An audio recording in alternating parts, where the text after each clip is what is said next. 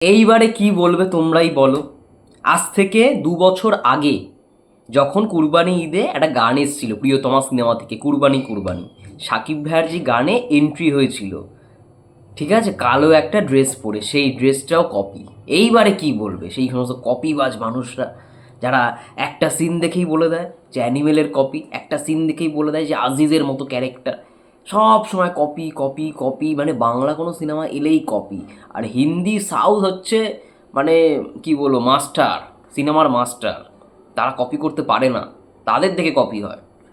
নমস্কার বন্ধুরা, আমি রূপম, চলে এলাম নতুন ভিডিও নিয়ে। বন্ধুরা তোমরাই বলো, আজকে এই সমস্ত মানুষজন যখন, মানে ভাগ্যিস বাংলা একটা সিনেমায় প্রথমে হয়ে গেছে, তাই এই জিনিসটা যে কেউ বলছে না, না হলেই ব্যাস উল্টোটা হতো, না হলেই উল্টো। আমি ছবিটা পাশে রাখছি, তোমরাই দেখো।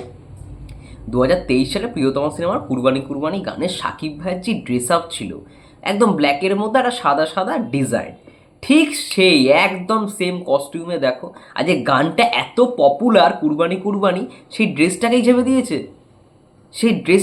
দিয়েছে, সিকান্দারে সালমান খানের সিনেমার যে একটা নতুন গান আছে ইদি ইদি বলে, মানে ঈদ ফেস্টিভ্যালের জন্য গানটা বার করা হয়েছে, সেইখানে একদম সালমান খানের সেম ড্রেস আপ।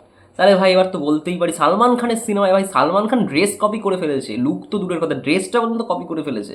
এখন তোমরা অনেক অজুহাত দেবে, এটা কস্টিউম ডিজাইনারের ডিপার্টমেন্ট। আরে যারই ডিপার্টমেন্ট থাকুক না কেন ভাই, কপি এটা মেনে নিতে শেখো।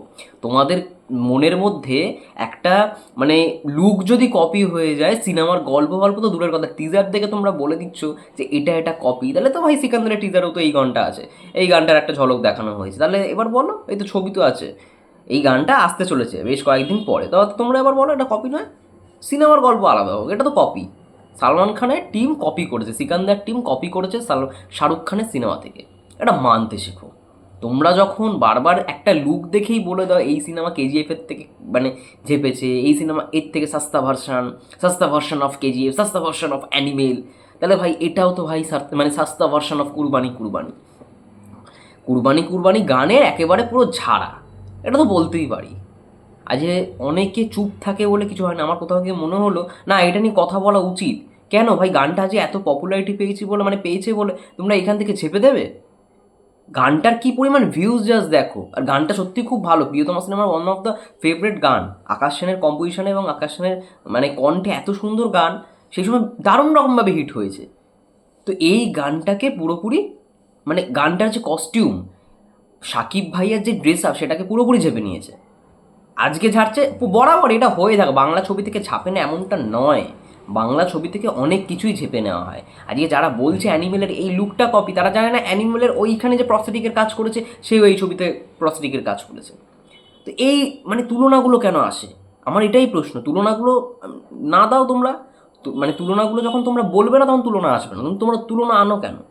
তোমরা এইটা থেকে এইটা কপি বলছো তুলনা করে। আজকে বলিউড সাউথ যেই ছবি দিয়ে, মানে যেই টাকা দিয়ে ছবি করে, আজকে সেই টাকার অর্ধেকেরও কম টাকা দিয়ে বাংলা একটা ছবি হয়, তাও এরকম একটা সাকসেস, এরকম একটা গ্র্যান্ডার নিয়ে। সেটা তোমরা করে দেখাতে পারবে? কখনোই পারবে না, বলিউড কখনোই পারবে না, সাউথও কখনো পারবে না।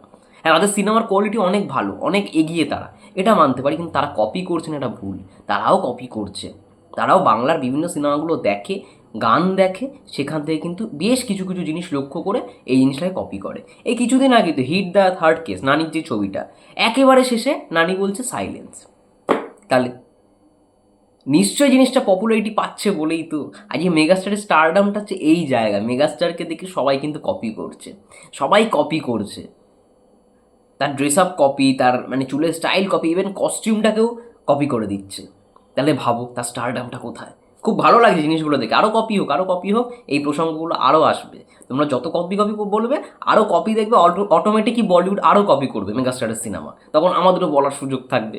যাই হোক, তোমাদের কি মন্তব্য এই বিষয়টাকে নিয়ে অবশ্যই কমেন্ট করে জানি। ততক্ষণের জন্য সবাই ভালো থেকো, সুস্থ থেকো, টেক কেয়ার।